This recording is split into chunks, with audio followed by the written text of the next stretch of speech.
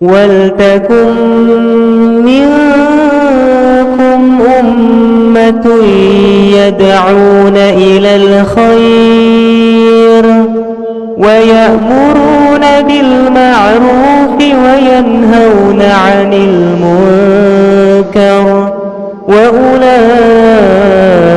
هم المفلحون.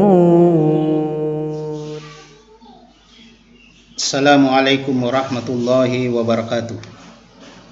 Alhamdulillahi rabbil alamin alladzi asra bi 'abdihi lailan minal masjidil haram ilal masjidil aqsa alladzi barakna haulahu linuriyahu min ayatina innahu huwas samiul basir.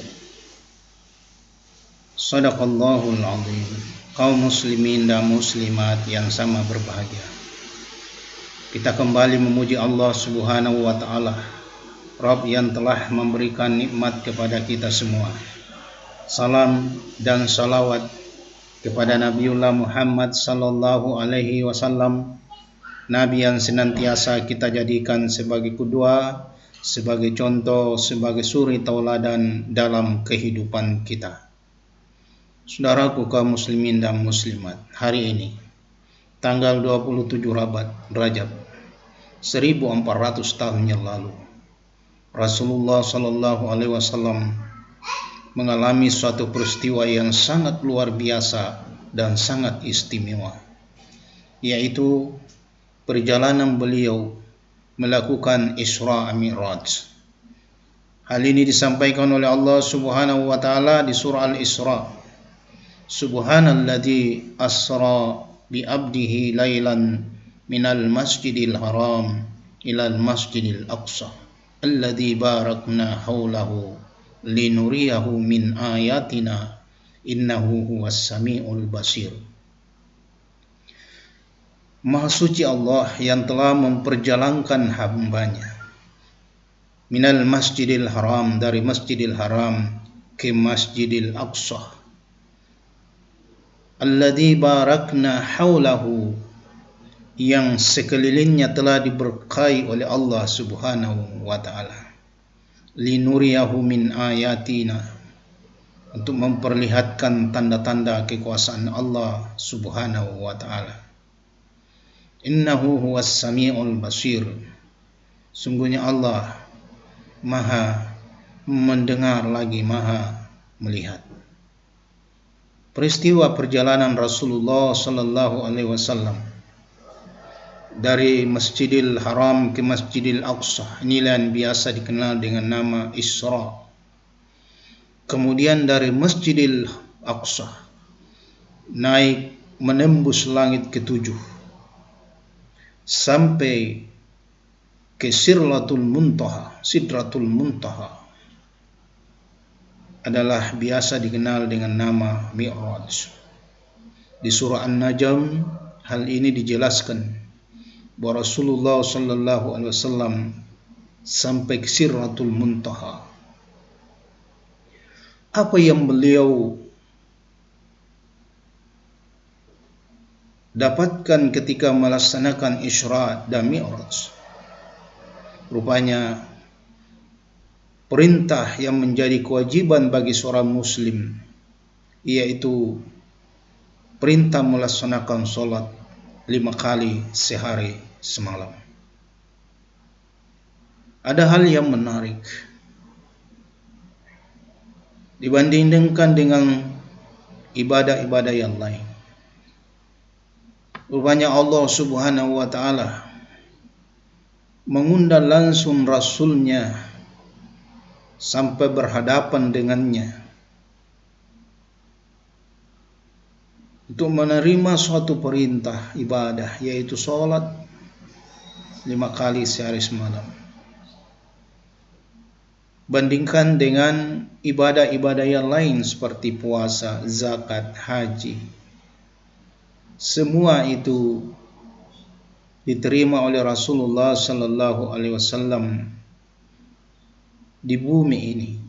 Tetapi sholat menjadi suatu keistimewaan sendiri, sebab Rasulullah sallallahu alaihi wasallam yang langsung diundang oleh Allah Subhanahu wa ta'ala untuk naik sampai ke Sidratul Muntaha untuk menerima kewajiban solat. Karena itu solat adalah merupakan kewajiban yang paling utama, bahkan menjadi penentu diterima ditolaknya amal seseorang nanti pada hari akhirat. Di dalam sebuah hadis disampaikan, awalu yuhasibul abdu yaumal qiyamah as-salat, idza saluhat fasalu sairu amali, wa in fasadat fasada sairu amali. Bahwa amalan yang pertama yang akan dihitung oleh Allah pada hari kiamat adalah amalan solatnya. Ketika amalan solatnya baik, maka seluruh amalan-amalannya lain yang dia lakukan, amalan kebaikannya dianggap baik oleh Allah Subhanahu wa ta'ala. Tetapi ketika solatnya tidak beres, maka seluruh amalannya yang lain tidak akan diterima oleh Allah Subhanahu wa ta'ala. Maka solat ini adalah kunci semua dari amalan yang kita kerjakan. Dia adalah miftahul jannah wa miftahul khair. Dia adalah kunci segala kebaikan yang kita lakukan dan kunci menuju surganya Allah Subhanahu wa ta'ala. Oleh karena itu solat tidak boleh dilalaikan. Orang yang lalai dengan solat, maka Allah Subhanahu wa ta'ala mengancam fawailul lil musallin, neraka wail buat mereka.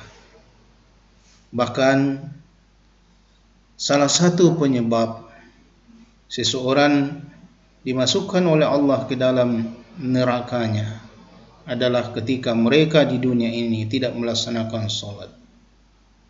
Ada satu dialog antara penghuni surga dan penghuni neraka. Penghuni surga bertanya kepada penghuni neraka, masalakakum fi saqar? Kenapa kamu ada di dalam neraka sakar? Penghuni neraka itu menjawab, qalu lan naku minal musallin. Mereka menjawab, kami tidak melaksanakan solat. Itulah ganjaran bagi orang-orang yang tidak mengerjakan solat.